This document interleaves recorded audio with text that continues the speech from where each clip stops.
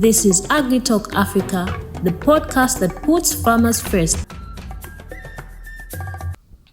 Hello, dear farming community. My name is Tionge Kacheche, and welcome to yet another special edition of the Agritalk Africa, featuring the Agriculture and Cooperatives Awards nominees. So today, as the Agriculture and Cooperatives Awards team, we are in Southern Province, that's Choma District.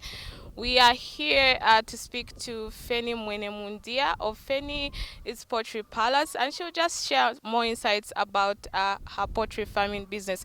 So this category, Poultry Farmer of the Year Award, is sponsored by Nemchem Agri, and I would like to say thank you so much to Nemchem Agri for supporting the Zambian farmer. So Fenny, thank you so much for welcoming us to Choma. Thank you very much for coming. I'm humbled. Okay, thank you so much. So we'll just start with a bit of a background about you, how you found yourself in poultry farming for the viewers out there. So I'm a nurse by profession, and I'm also a poultry farmer. So I started poultry farming in 2022, August. But before that, I wanted to be a conductor. Yes. Yes, because I used to help out collect monies when we were back in school, and you know how it feels when you're having money here and there, and yes. So for me, that was an easy journey then. Due to not being employed for 2 years after completing, it was a bit of a challenge, so I looked for something that I would do, and poultry farming was a go-ahead for me, and we are here today. And how long have you been in the business? Will be 4 years, August 31st. And how has the journey been? The journey has been amazing. We've met incredible people that have mentored us to be where we are, and also it has been a journey of growth and learning. Setbacks are there, but we're pushing forward. We're not quitting. This is our dream, and if we stop now, we won't know how far we can go. Okay, and when it comes to the birds, from what I saw, the birds looked healthy. How are you taking care of them when it comes to diseases? So when it comes to diseases, we've got rules that we put in place. So biosecurity being one of them, we make sure we have food baths, and we restrict the number of people that are coming in the poultry. So the poultry, mainly it's me who manages it. So mostly we manage the litter, and if there's any infection, since we are there on the ground, it's easy for us to know and treat it then. Yes. And how is the feeding program like for your chicks?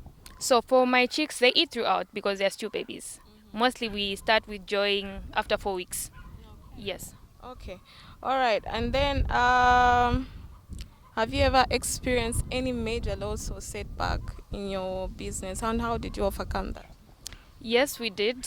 Last month we had a big loss. We lost about 140 beds that were dressed or ready to sell.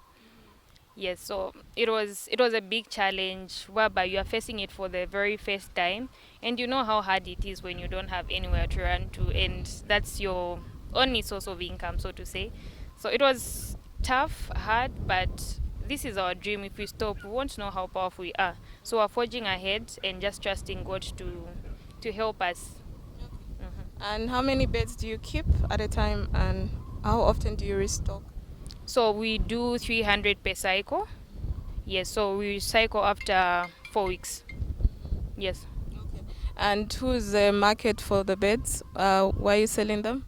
So we deal with schools, restaurants, and also the general market. And does the fluctuating of the prices of feed affect the way you price your beds? No, the thing is, for us, we have 3 main chickens that we supply. So we have dressed, it has got its own price. We've got the live, it has got its own price, and we also have smoked. So these have different prices. So even the level when we start selling them, we don't start selling them at exactly 6. So when they are ready and when we already have orders, it's easy for us to monitor and see how profitable it can be, or maybe if we're going into a loss. But at the moment, I can say we're not making a lot of losses. We're in line. And when it comes to record keeping, which I believe is very important on a part of farming, what is your approach to record keeping and also tracking profitability? So for us, we do notebooks and Excel. Notebooks and Excel? Yes, so mostly when the beds come, we need to know the number. We count the feed that has been bought, because everything is bought before the chicks come in. So we need to know the number. If the way we are keeping 300, we buy feed in advance. Everything is documented. So at the end of the bunch, we sit down and see to say, okay, we've sold this much and we use this much. Then we calculate our profit and also our loss. And what would you say are some of the skills or habits that have helped you most as a young entrepreneur? Yeah, in just overall profitability of your business. I think through this business, I've learned how to talk, like public speaking, how to advertise my goods, because I'm unique on my own. So mostly, how you carry yourself out there, it will leave an impact. So mostly, it really helped in different ways. So public speaking, how you approach life just as a youth, and how to see other angles of life. And what is your message to young people out there right now who are afraid to start? Rather, they're afraid, maybe they're looking at their age, or maybe when it comes to capital. What is your advice? So agriculture is a way of life for me, and I would say to the youths out there, our time to start is now. You might not have the capital, but there's something that you can do with your hands that can give you money. So start small and keep that dream, the big dream going. Because if you won't start, you won't know how powerful you are. So to every youth out there, our time to start is now. It cannot be in agriculture only, but each and everything that you want to do. Each and everyone started with a dream, and everyone else who are seeing here, they started with a dream just like you and me. So even you, if you don't implement on that dream, you won't know. So this is our time. Let's utilize it. Amazing, amazing. I hope the youths will learn something. So, Fenny, when it comes to collaborations, are you collaborating with anyone when it comes to your business, your poultry business? Yes. We have people on the ground that are working for us and other people that we are working with. So to say, my mom's farm, I'm the marketing manager for Muzamba Poultry Farm.